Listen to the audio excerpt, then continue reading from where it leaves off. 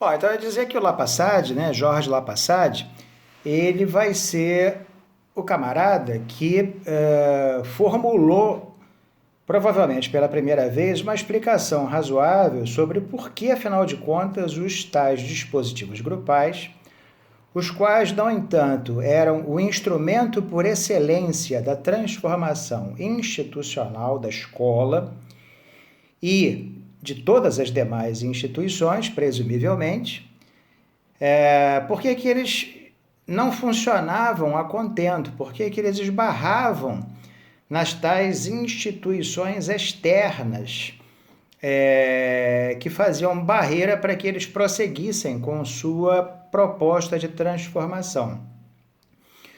Lapassade, lá pelo meados dos anos 60, vai ter uma ideia muito interessante, a qual nós vamos voltar mais adiante, e que é a seguinte: os grupos eles não conseguem transformar as instituições, os dispositivos grupais não conseguem transformar o que está lá fora, pronto para ser transformado, a escola, o hospital, seja lá o que for, por uma razão muito simples, porque a estrutura interna dos grupos também reproduzia a instituição interna daquilo que lá fora os grupos procuravam transformar. Ou seja, os grupos, verdadeiramente, embora isso não fosse evidente até o Lapassade formular essa ideia, eles carregavam em si os mesmíssimos problemas, as mesmíssimas limitações que aquilo que, aparentemente, lá fora, eles, os grupos, queriam transformar.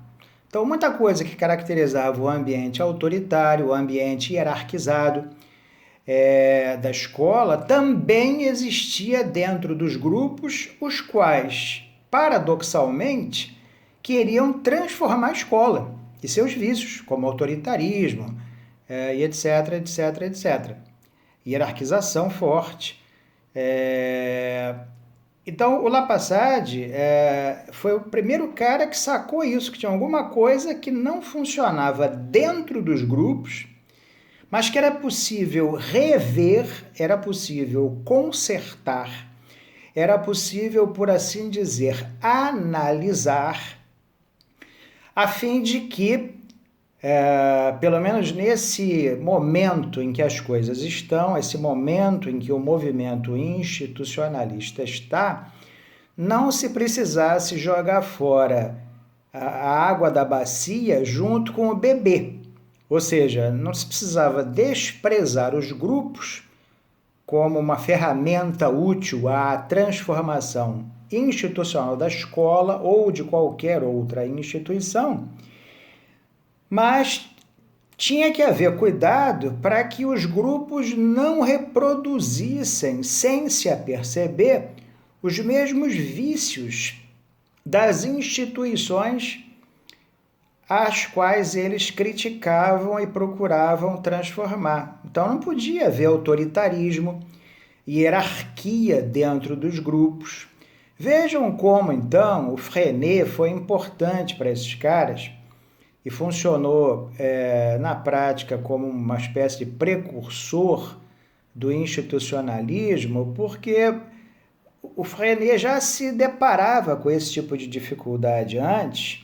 E o que ele propunha naqueles dispositivos grupais lá na escola, nos anos 20 e 30, antes que houvesse movimento institucional? Que houvesse dentro desses dispositivos grupais, pelos quais ele imaginava um dia transformar a escola como um todo, tinha que haver uma ausência de hierarquia, um abrandamento de diferenças entre professores e alunos ou mesmo entre alunos. Vamos pegar o exemplo aí da formação profissional em psicologia. Os alunos vão chegando no 8º, 9º período e eles olham de banda para o pessoal que está no 1º e no 2º. Lá no SPA, vocês que vão entrar lá no semestre que vem, frequentemente vão se deparar com a triste realidade de que vocês são tratados de uma forma estranha por alunos do 9º e do 10º, que acham que já sabem tudo, que são profissionais e etc. Ou seja, dentro do mesmo corpo de alunos, ou seja, dentro de um grupo, né, como é o corpo docente, onde está todo mundo no mesmo barco, alguns estabelecem diferenças entre si. Isso para falar só desta diferença. Poderíamos falar da diferença que se estabelece entre vocês no que diz respeito à idade, ao fato incontestável, embora vergonhoso, de que alunos mais velhos frequentemente, constantemente, são discriminados, sim, pelo fato de serem mais velhos. E assim por diante. Né? Não estou falando nenhuma novidade. Só que é uma verdade inconveniente. É uma verdade com a qual poucos querem se defrontar. Ora, competiria então, lá como cá, a vocês, alunos, problematizarem isso, a tentarem entender por que vocês agem dessa forma, já que toda a formação profissional em psicologia, pelo menos manifestamente, mas isso é uma mentira, né? Visa formar vocês para a causa da transformação social. Na verdade, não modifica coisa alguma. E essa mudança, se houver, ela fica, a meu ver, muito na dependência de cada um de vocês.